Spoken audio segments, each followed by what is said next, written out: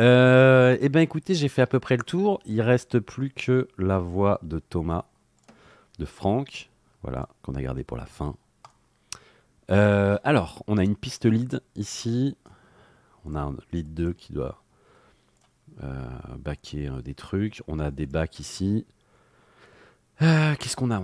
Et après, on a du refrain. Tout ça, c'est du refrain. Ça, je vais vous montrer ce que c'est. Ça, c'est trop cool. On l'a fait. Pareil, c'est un truc qu'on a fait spontanément pendant le morceau. Il suffit que tu lui refasses bouffer un plat qui file. Ouais, non, là, il faut absolument que Yoshi soit là pour la dernière parce que là, il y a beaucoup de choses. Il va se passer beaucoup de choses. Bon, alors, on va écouter vite fait un peu les passages. How you big wig, how you old rich, big smile, hold my face, big money and never slip, real old in the order best. Alors, là, dans ma session, on voit qu'il y a 2 dos ici. Donc, on va avoir un dossier spécial juste pour le refrain, pour ces 2 pistes, en fait, là. Avec tout ça de traitement dessus. Donc, je pense que c'est les pistes qui sont un peu plus disto. Et tout ça va rentrer dans un mix général, pareil, retraité aussi. Putain, il y a 2 compresseurs du coup. Ou alors non, ces 2 groupes sont... Ah ouais, non, ils sont complètement indépendants, les 2 groupes. L'un ne va pas dans l'autre. T'as mis combien de temps pour la création de ce morceau? Alors écoute, l'instru, on l'a faite en que dalle.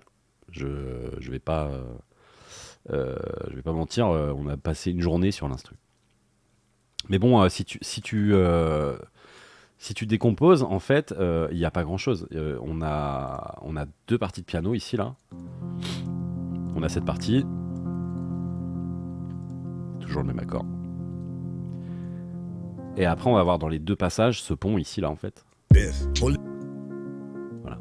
Et ça, quand tu bosses avec un mec comme Julien, qui est mon binôme dans Slum, bah ça, c'est 2 secondes. Parce que lui, c'est son métier, quoi. Donc lui, tu lui dis, je veux un mood comme ça, il se colle sur son piano et paf. Il te sort ça en 2 secondes. Et après, en fait, sur la deuxième partie, c'est la même suite d'accords, en fait.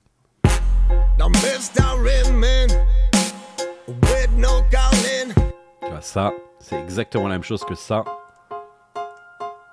Mais c'est juste joué différemment. Et on va retrouver ce passage aussi, qui est exactement le même que celui-là. Voilà.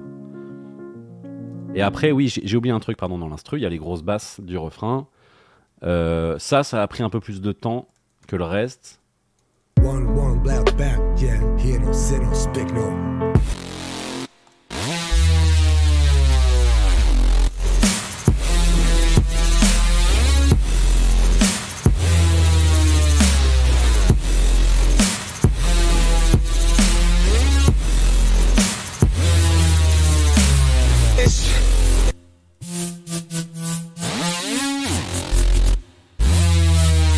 Attends, j'y viens, voix Cabis, j'y viens. Donc ça a pris un peu plus de temps parce que en fait, c'est un truc qu'on fait souvent avec Slum, c'est d'essayer de faire un gros refrain qui tape avec des passages un peu plus cool sur les couplets. Mais il faut pas non plus que ce soit fait en 2-2. Ouais, c'est que du sérum là.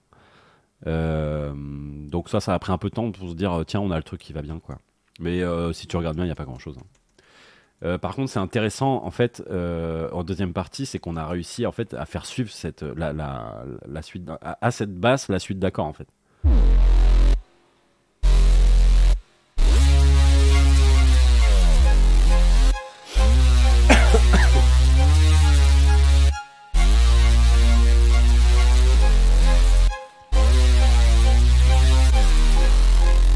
Voilà.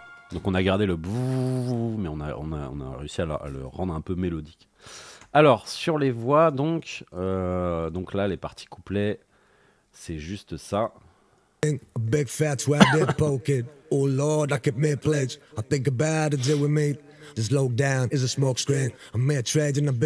Alors déjà il y a des traitements piste par piste, donc là on a un stéréo maker, un délai qui est directement sur la voix lead. Après, on a des backs qui sont équalisés, qui sont bien cutés. Bon, ça va, ils sont pas trop cutés, ceux-là. Et les backs, on les entend pas de ouf, je trouve. Salut Patou.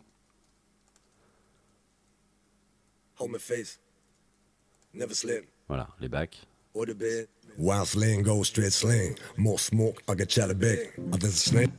Sur le groupe, j'ai... Qu'est-ce que j'ai sur le groupe mix? J'ai tout ça. Donc j'ai un exciter, une EQ, j'ai un très très bon compresseur de Universal Audio, le Manley Voxbox, donc j'utilise que ça pour les voix, ça déboîte. J'ai une disto J37, encore une EQ, plus légère celle-là, une reverb très légère à 6% et un DSR. Et je sais pas pourquoi, le limiteur, il y a un limiteur qui est bypassé en fin de suite d'effets. Et sur le groupe du refrain que je vais mettre en solo là. Merde. My real face. Yo, big wire. Et ben, vous savez quoi, je m'attendais à ce qu'il y ait de la disto et il n'y en a même pas. Donc pareil, on a exciter, compresseur, pas le même. Ah ouais d'accord, si en fait il y a de la disto, j'ai mis ce compresseur là, je sais pas comment il s'appelle, le 1176 là, et en fait je l'ai mis en mode British mode. C'est ce qu'on fait sur les drums en fait, pour faire de la status sur les drums, on allume tous les ratios et on met l'input à balle et on rentre après l'output pour faire de la disto dessus en fait, regardez. Attends, je vais le cutter comme ça. Voilà. Regardez. Là, il y est pas. Là, je vais l'allumer. Là, je l'allume. Ça génère un peu de souffle, un peu de chaleur là. Très très cool.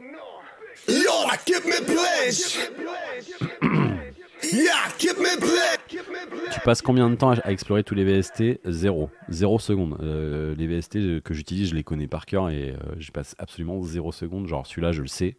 Quand je veux faire de la disto sale comme ça, je prends soit ça, soit le Quadra. Comment il s'appelle Quadra Fuzz là, de Cubase aussi, qui déboîte. Et derrière, il y a un DSR, une EQ, le délai, il est directement sur la piste là. Reverb et limiteur. Voilà.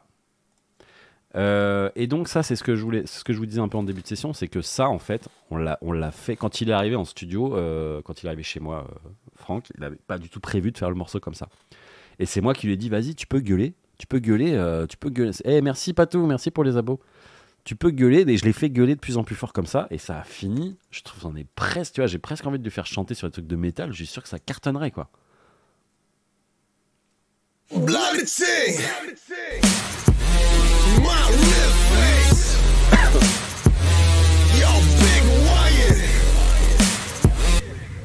Crie pour moi.